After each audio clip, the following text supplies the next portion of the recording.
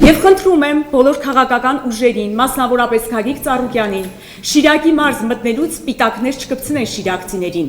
Պիտակներ կպցնելուց առաջ թող հիշեն Հանրապետական կուսակցության ներկայացուցիչ Սերժ Սարգսյանի կողմից նրան վերագրված պիտակը։ Համապետական ընտրություններից առաջ կայացած Գյումրու ավականու հերթական նիստը կրկին անցավ լարված մթնոլորտում։ Այս անգամ սկանդալի պատճառ դարձավ Էմմա Պարսեղյանի ելույթը, որը սուր բանավեճի առիթ տվեց քաղաքացիական պայմանագիր եւ մեր քաղաքը խմբակցությունների միջև։ Խնդրում եմ այդ անձին փոխանցեք, որ Հայաստանի որ անկյունում էլ ոտք տնի,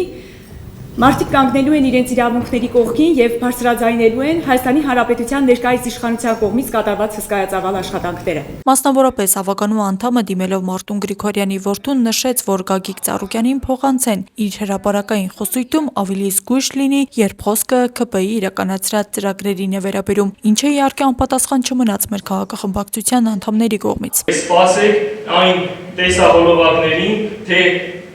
նույն մանկապարտեզներում, սպորտ դպրոցներում եւ մնացած տեղերում ինչ խնդիրներ կային եւ դուք եք այդ ժամանակ իշխանություն եւ ոչ մի բան չեք արել։ Կգնա 20 տարի կանցնեք մեր քաղաքական թիմի ղեկավար Մարտու Գրիգորյանի անցած քաղաքական ճանապարհով, կմեծանաք, փորձառություն ձեռք կբերեք 2046 թվականին ձեզ եւ ձեր մյուս խմբակի կանանց կհրավիրեմ սուրճի սեղանի շուրջ եւ կխոսենք քաղաքականությունից, մեծ քաղաքականությունից եւ արդեն այս բարակարգ կխոսենք քննադատություններից։ Ավականու նիստը օրակարգային հարցերից դուրս ելույթների պակաս չուներ։ Գյումրի համայնքի ղեկավարի պարտականությունները կատարող Ավետիս Առաքելյանն էլ հակադարձում է վարչապետ Նիկոլ Փաշինյանի այն խոսքին, որ Գյումրու համայնքապետարանը սուբվենցիոն ծրագրերի իրականացման հարցում համագործակցային չէ կառավարության հետ։ Հենց Գյումրի քաղաքի վարչական սահմանից դուրս է գալիս, ճանապարհները փայլուն վիճակում են։ Սա ինչի մասին է խոսում, որ երբ որ լինում է քաղաքային իշխանություններ, որը գործում են ոչ թե ի հեճուկս քաղաքի շահերի, այլ քաղաքի շահերով են գործում, բայց քաղաքային իշխանությունները ինչի կառավարության սուբվենցիոն ծրագրերից չեն օգտվել։ Միլիարդներ ենք մենք ծախսել։ 2018-ից 2025 թվականների սուբվենցիոն ծրագրերը կազմել են 10 միլիարդ դրամ, իսկ 2025 թվականի Գյումրու քաղաքապետ պարոն Վարդան Ղուգասյանին ընտրվելուց հետո հաստատած եւ ընտածիկ սուբվենցիոն ծրագրերը եղել են 5 միլիարդ 369 միլիոն դրամի։ Իսկ ինչ է արել կոմունիստական խմբակցությունը այս մեկ տարվա ընթացքում, հետաքրքրվում են քաղաքացիական պայմանագրից։ Կուզենայի նշել կառավարության կողմից բոլոր ծրագրերով հատկացված գումարի չափը եւ սուբվենցիոն ծրագրով մինչ այսօր ձեր կառավարման օրոք ավարտված որևէ փողոցային կամ թեկուզ մանկապարտեզի կամ այգու որևէ աշխատանքի ավարտ։ Ես նշեցի 13 փողոցները, երևի դուք չլսեցիք, այո։ Ավարտված կա։ Այո, 13 փողոցը։ Մինչ ՔՊ-ի ու կոմունիստների հարաբերությունները պարզաջրելու կարիք ունեին, Պղտոր ջրում փոսալեցման աշխատանքների մասին եւս խոսք գնաց։ Ցավոք տեսա մի փոքրիկ հատված էր քանդված։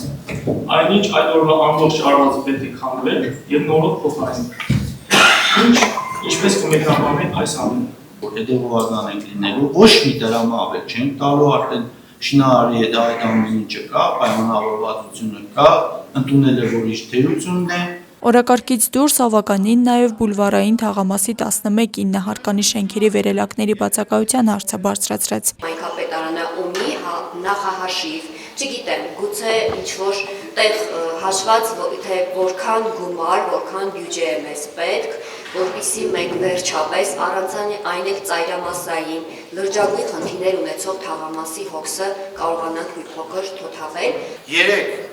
բազմաբնակարան, պարոն Ղազարյան, ճիշտ է, չէ՞, արդեն մրցույթը եղել է նախագծի, շահող կողմը կա, ինձ թվում է մի ամիս է ժամկետը։ 1 ամիս հետո արդեն շինարարի մրցույթի կհայտարարվի, որ 3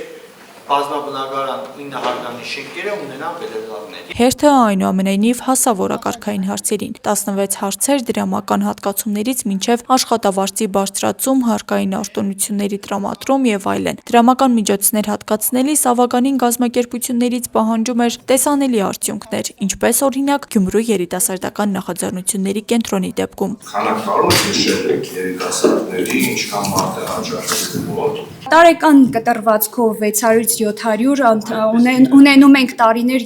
ունեցել ենք տարիներ 800-ից ավել, մինչ այս պահը կենտրոնի ծառայություններից օգտվել է 5082 պատանի եւ երիտասարդ 13-ից 18 տարեկան, այդ թվում նաեւ 154 10-ից 12 տարեկաններ։ Կարող եք ինձ նշել 5 երիտասարդի անուն իրանց ձեռքբերումներով հանդերձ, որի վրա ունեցել եք լուրջ ազդեցություն։ Իրականում մեր էջում միշտ հրապարակումներ ենք նաև կատարում հաջողության պատմությունների եւ պարտադիր չէ, որ երիտասարդը լինի ամենագերազանցիկը, երիտասարդը լինի ամենափայլունը։ Մենք աշխատում ենք այնպիսի խոցելի խմբերի հետ, որ ցանկացած զարգացում, ցանկացած աճ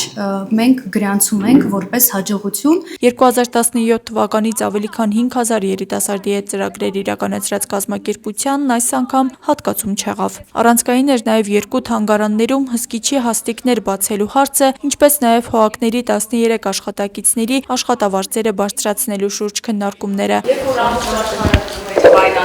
Տեխնոլոգիաների զարգացման արդյոք ճիշտ է տվյալ պարագայում կրկին հսկիչի հաստիկները ավելացնել։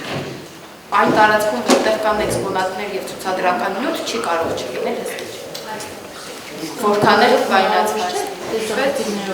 ամեն ինչով հնարավոր է, բայց այս պահին ցուցասրահը առանձին էքսպոնատներ ունի, որտեղ ըստ համապատասխան օրենքների պետք է լինի առանձին աշխատանք։ Սրահից բացի նոր տարածք է բացի։ Ավականին մտածում է աշխատավարձերը բարձրացնել այնչափ, որ աշխատակիցները կարողանան օգտվել առողջապահության համընդհանուր ապահովագրությունից, ինչը այս անգամ ավականուն հաջողվեց հաստատել, եթե ոչ նշյալ հաստիկների, ապա գոնե համայնքապետարանի տարբեր բաժինների աշխատակիցների դեպքում։ Հենց այդ փոփոխությունը, պարոն Արաքելյան, վերաբերվում է Գյումրու համայնքապետարանի աշխատակազմի տեղ սպասարկման անձնակազմի թվով 35 աշխատողների աշխատավարձը 3000-ով բարձրացնելու,